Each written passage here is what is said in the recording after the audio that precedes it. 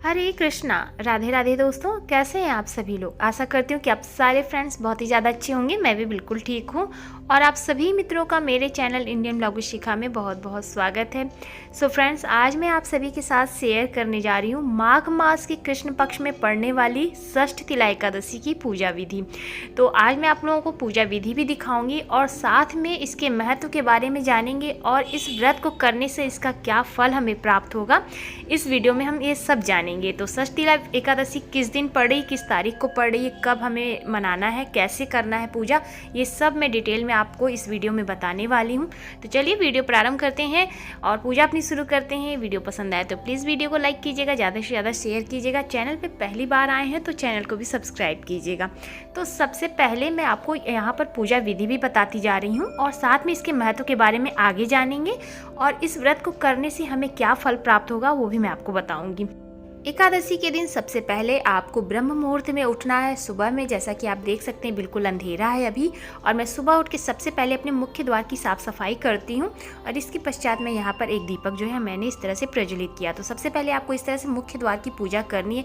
विशेष पर्व हो तो आप जरूर से मुख्य द्वार की पूजा करें, यदि आप प्रतिदिन नहीं करते हैं तब। इसके पश्चात आपको मंदिर में आना है, मंदिर की साफ सफाई कर लेनी है, पूजा की सारी तैयारी कर लें। जिस प्रकार से आप देख सकते हैं फल फूल जो भी चीज़ें हैं, दीपक है, धूप है, चंदन टीका, ये सारी चीज़ें आप अच्छे से व्यवस्थित कर लें। इसके पश्चात आप अपनी पूजा प्रारंभ करें। सूर्य भगवान को अर्घ दे दें। माता तुलसी की भी पूजा की जाती है एकादशी के दिन, मैंने डिटेल में आप सभी के साथ शेयर किया है।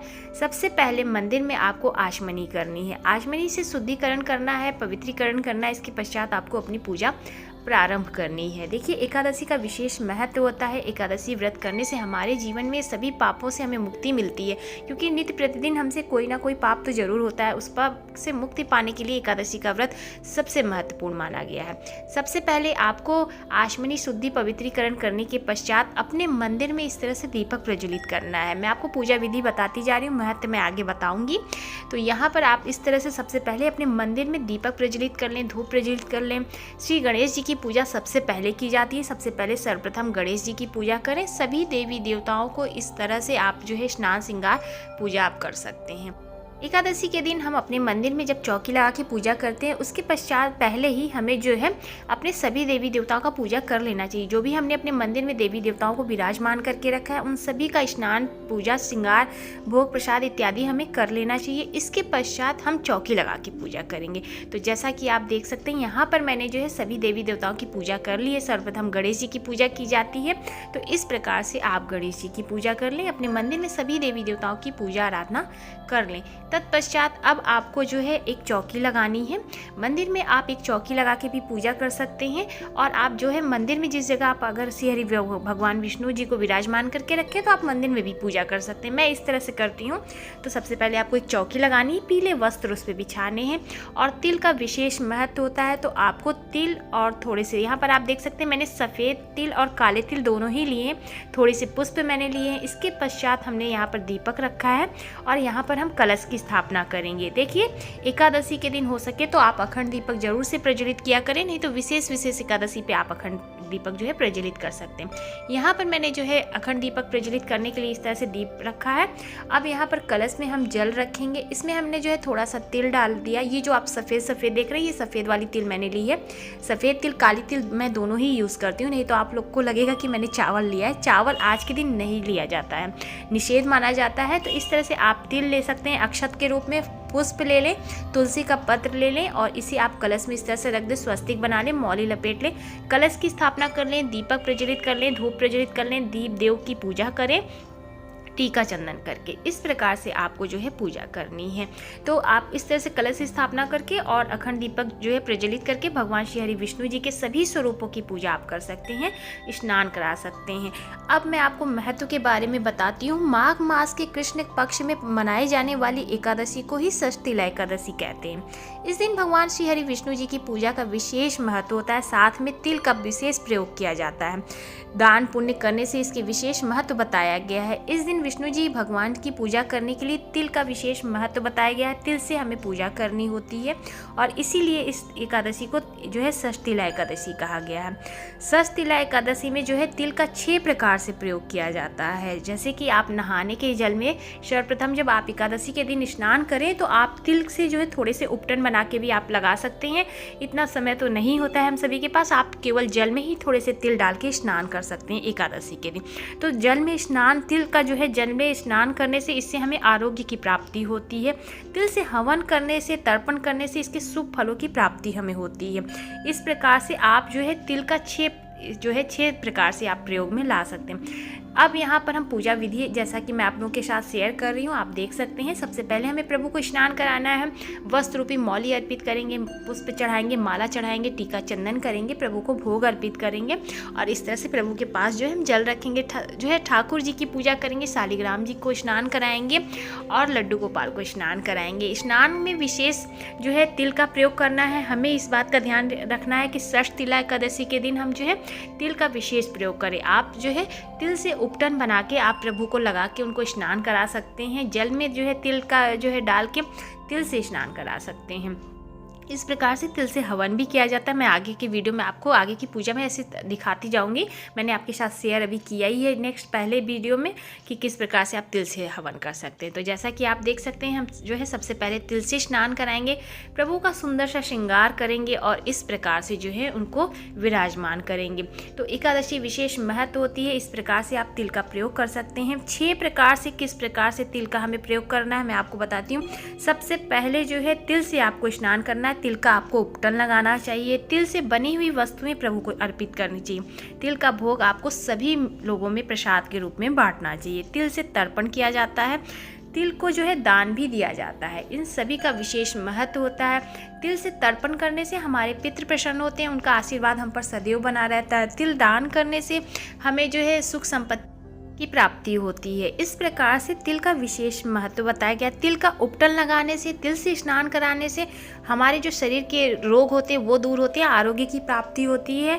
तो इस प्रकार से तिल का जो है विशेष उपाय बताया गया है और 6 प्रकार से तिल का जो है षष्ठीला एकादशी में प्रयोग किया जाता है। तो विशेष इस बात का ध्यान रखें और इस प्रकार से आप अपनी पूजा अर्चना कर सकते हैं।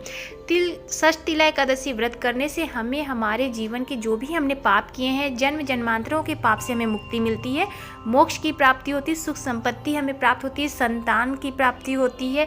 तो इस तरह से विशेष इसका हमें फल प्राप्त होता है। इस प्रकार से आपको तिल का भोग जो है प्रभु को अर्पित करना है। जैसा कि आप देख सकते हैं, तिल से बनी हुई चीज़ें गर्म होती हैं। लड्डू हो गए, गुड़ से मूंगफली के दाने लड्डू बना लें, आप तिल के लड्डू बना सकते हैं। इस तरह से जो है तिल की चीज़ें जो है प्रभु को अर्पित की जाती है। फल में आप जो है केला का भोग जरूर से लगाया करें एकादशी के दिन, क्योंकि जो है केले का जो भोग होता है वो हमारे श्री विष्णु जी को अत्यंत प्रिय है। तो हम केले का भोग जो है आप देखते हैं हमेशा मैं लगाती हूँ, क्योंकि हमारे ठाकुर जी को बहुत ही पसंद है। इसमें श्रीफल का भोग अवश्य लगाना चाहिए। षष्ठीला एकादशी के दिन श्रीफल का भोग हमें लगाना चाहिए, इसका विशेष महत्व है। तो श्रीफल का भोग भी षष्ठीला एकादशी पे लगाया जाता है। आप कलश पे भी स्थापित कर सकते हैं, आप भोग लगा सकते हैं। तो आप अगर भोग लगाते हैं प्रभु को जो है श्रीफल का, तो आप सभी प्रसाद में ले सकते हैं और यदि आप कलश पे रखते हैं तो उसका जो है विसर्जन किया जाता है। इस प्रकार से आपको आचमनी करनी है, प्रभु को भोग अर्पित करनी है। तो इस तरह से मैंने आपको पूजा विधि बता दी। 10वीं तिथि से हमें जो है एकादशी का पालन करना होता है। 10वीं तिथि को हम जो है एक समय भोजन करेंगे और रात्रि में जो है भूमि शयन करेंगे और इस तरह से ब्रह्मचर्य का पालन करते हुए हमें जो है एकादशी की पूजा अपनी प्रारंभ करनी है। अब इसके पश्चात आपको जब पूजा आप कर लें, थोड़े से पुष्प लेके आप जो है सबसे पहले कथा करें। कथा करने के पश्चात आप छोटा सा हवन करें और हवन करने के पश्चात आपको आरती करनी चाहिए। जैसा कि विशेष आप देख सकते हैं षष्ठीला एकादशी की यहाँ पर मैं कथा कर रही हूँ। थोड़े से पुष्प लेके आप कथा जरूर से सुने। कथा सुनने का विशेष महत्व होता है, कहने का विशेष महत्व होता है, इसका फल भी हमें प्राप्त होता है। तो इस तरह से कथा कहने सुनने मात्र से हमारे जीवन की जो है जो भी बाधाएं होती है, जो भी पाप होते हैं, वो सब दूर हो जाते हैं। कथा कहने के पश्चात अब आपको जो है थोड़े से तिल से हवन करने चाहिए। तिल से हवन करने का विशेष महत्व बताया और मैंने इससे पहले जो वीडियो आप लोगों के साथ शेयर किया है तो उसमें मैंने आपको बताया कि आप तिल से हवन किस प्रकार से कर सकते हैं। तो तिल से हवन कर सकते हैं और आप मेरे चैनल पे जाके तिल से हवन करने का आप वीडियो देख सकते हैं कि किस प्रकार से मैं बताती हूँ। तो यहाँ पर आप देख सकते हैं मैंने इस तरह से छोटे से पात्र में गाय के उपला ले लिया है और उसी से हम जो है श्री हरि विष्णु जी के निमित्त यहाँ पर मैं जो है तिल से हवन कर रही हूँ। तिल से हवन करने का विशेष महत्व होता है और इससे हमारे देवी देवता भी प्रसन्न होते हैं। गुड़ और तिल मिलाकर आप इस तरह से जब प्रभु को अर्पित करते हैं तो इस प्रकार से एक प्रकार का हम भोग प्रभु को अर्पित करते हैं। तो तिल का विशेष महत्व होता है, हवन करने का भी अपना एक महत्व होता है। इसके पश्चात हम आरती करें। आरती करने से भी हमारे देवी देवता प्रसन्न होते हैं। तो इस प्रकार से आरती से एक प्रकार से हम अपने प्रभु जी की नज़र भी उतारते हैं। तो आरती का विशेष महत्व होता है। आरती भी आपको जरूर से करनी चाहिए, थोड़ा सा समय जरूर से निकालना चाहिए अपनी पूजा के लिए। तो इस प्रकार से आपको एकादशी की पूजा करनी। अब मैं आपको बताऊं कि एकादशी तिथि प्रारंभ कब हो रही है, समाप्त कब हो रही है, पारण हमें किस प्रकार से करना है, यानी कि व्रत कब हमें खोलना है। एकादशी तिथि प्रारंभ हो रही है 5 फरवरी दिन सोमवार शाम को 5:24 से। समाप्त होगी एकादशी तिथि 6 फरवरी शाम को 4:07 पर। यानी कि हमें जो एकादशी का व्रत करना है 6 फरवरी दिन मंगलवार को करेंगे। सूर्य उदय यानी कि उदय व्यापनी एकादशी है, उदया तिथि में हम जो है व्रत करते हैं। तो 6 फरवरी यानी कि दिन मंगलवार को हम व्रत करेंगे एकादशी का। अब हम जानेंगे पारण विधि यानी व्रत खोलने का समय क्या होगा और कब हमें व्रत खोलना है। तो व्रत खोलने का समय मैं बताऊं आपको 7 फरवरी दिन बुधवार का समय रहेगा। सुबह 7:06 से लेकर आपको 9:46 के अंदर आपको एकादशी का जो है पारण कर लेना है। पारण का मतलब होता है कि व्रत खोलना। व्रत खोलना का जो है व्रत खोलने का विशेष महत्व होता है। जब तक हम अपने सही समय पर व्रत नहीं खोलते उसका हमें पूर्ण फल नहीं प्राप्त होता है। तो इस बात का विशेष ध्यान दें। 9:46 से पहले पहले आपको अपना व्रत जो है खोल लेना है। द्वादशी की तिथि में हमें जो है इस तरह से व्रत खोला जाता है और व्रत खोलना है। तो व्रत खोलने का भी समय मैंने आपको बता दिया है और पूजा विधि मैंने आपको बता दी है, नियम मैंने आपको बता दिए। एकादशमी तिथि से ही प्रारंभ होता है, 3 दिन का व्रत होता है। दशमी तिथि की शाम से हमारा व्रत शुरू हो जाता है और एकादशी को हम व्रत करेंगे और द्वादशी को हम पारण करेंगे। शुद्ध सात्विक भोजन लेना है। दशमी के दिन भी हमें शुद्ध सात्विक बिना प्याज लहसुन का भोजन करना है और द्वादशी के दिन पारण के भी दिन हमें जो है बिना प्याज लहसुन का भोजन करना होता है। तो इस प्रकार से जो है आपको एकादशी का व्रत का जो है पालन करना होता है, नियमों का पालन करना होता है। इसका विशेष महत्व होता है। षष्ठी एकादशी का अपना एक अलग ही महत्व है। तो इस प्रकार से आपको व्रत पूजा पाठ करनी है। तो इस तरह से मैंने आपको बता दिया है। और भी एकादशी से जुड़ी जानकारी मैं आप लोगों के साथ मैंने पहले भी कई बार शेयर किया है। जो आपको पूछना है वो आप हमसे पूछ सकते हैं, मैं आपको बताऊंगी। हाँ, एकादशी के दिन तुलसी जी की पूजा का लेकर बहुत ज़्यादा अलग अलग मत होता है किस प्रकार से करें। तो एकादशी के दिन देखिए तुलसी नहीं तोड़ी जाती, आप पहले से ही तोड़ के रख लें। और इसके द्वादशी के दिन भी तुलसी नहीं तोड़ी जाती हैं। हाँ, इस दिन आप जल भी नहीं अर्पित करेंगे, केवल धूप दीप दिखा के माता की पूजा करेंगे। इस तरह से एकादशी की पूजा करनी है।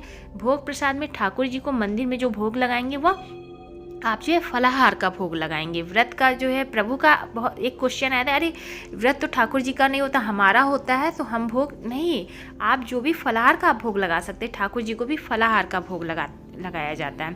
तिल से हवन का जरूर आप तिल से हवन करें। तिल से हवन करने का विशेष महत्व होता है। एकादशी के दिन जो है षष्ठी एकादशी है तो तिल का विशेष प्रयोग करें। आप जितना हो सके उतना प्रयोग करें। तो इस प्रकार से आप एकादशी की जो है पूजा अर्चना कर सकते हैं। उम्मीद करती हूँ आपको आज की वीडियो पसंद आई होगी। तो प्लीज़ वीडियो को लाइक शेयर सब्सक्राइब जरूर कीजिएगा। मैं मिलूंगी नए से अच्छे से वीडियो के साथ। तब तक के हरे कृष्णा, राधे राधे, जय श्री राधे।